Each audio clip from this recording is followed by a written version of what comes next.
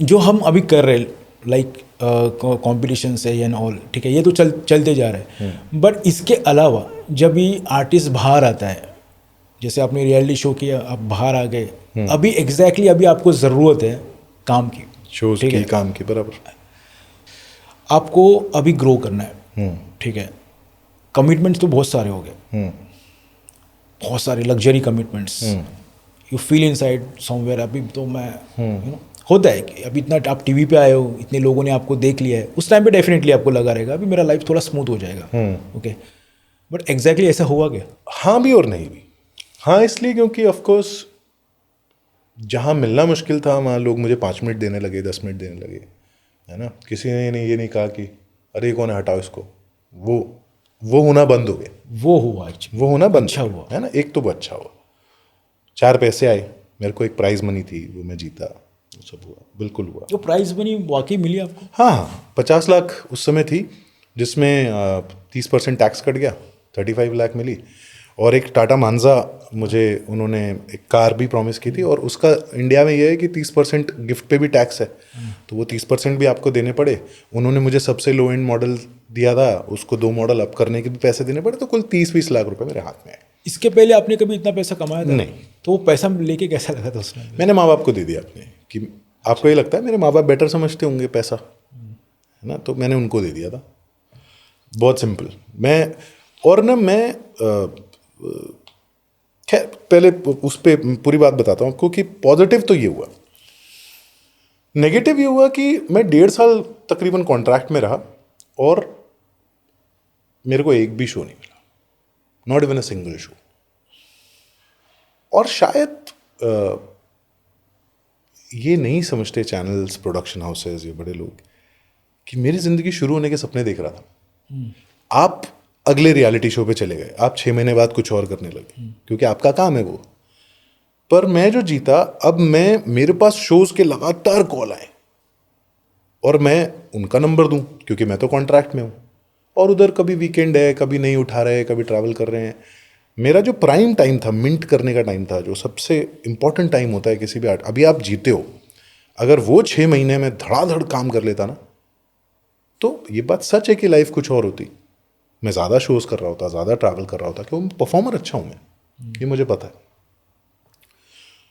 लेकिन वही हुआ कि इन्होंने नहीं उठाए। नोइंगली किया हो ऐसा? हाँ, नोइंगली किया ऐसा? पता नहीं, मैं ये सोचना नहीं चाहूँगा कि नोइंगली किया। पर आप ऐसा कह रहे थे ना, आप जीत गए तो कोई हैप्पी नहीं था। हाँ, वो मुझे तो नहीं लगा कि हैप्पी हैं, चैनल के लोग तो मुझे हैप्पी नहीं लगे।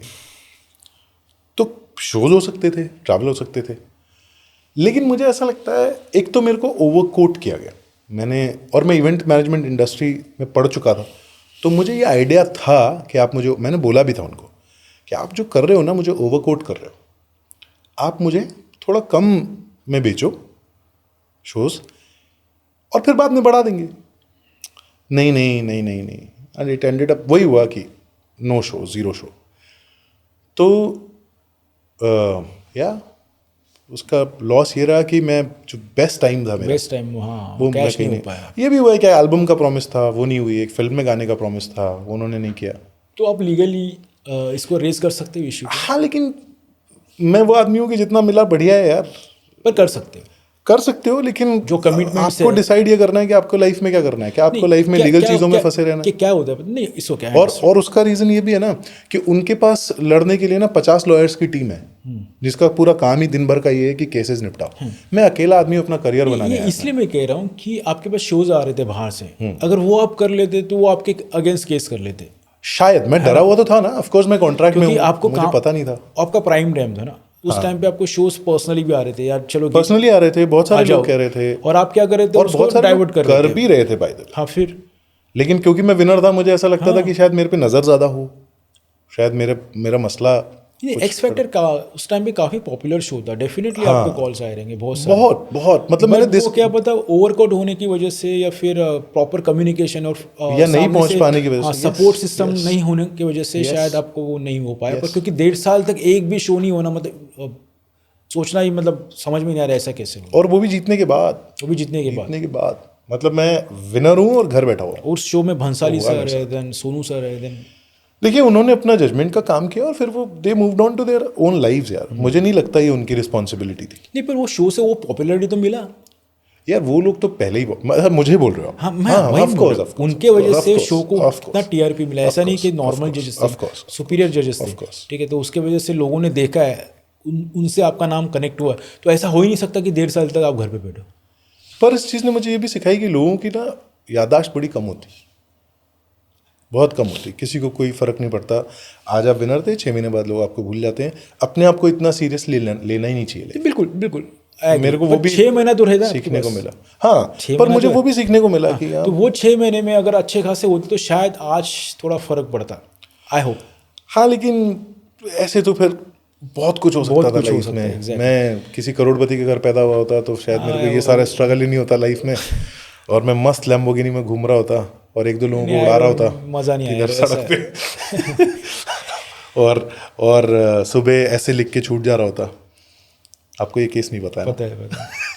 तो कंट्रोवर्शियल एक्चुअली वो केस। नहीं, इसमें क्या कंट्रोवर्सी है? सच्चाई तो यही है कि किसी ने किसी को उड़ाया और कोर्ट ने कहा कि आप एक ऐसे लिख दो और घर चले जाओ। तो अगर मैं किसी करोड़पति घर में पैदा हुआ तो शायद वो कर रहा होता।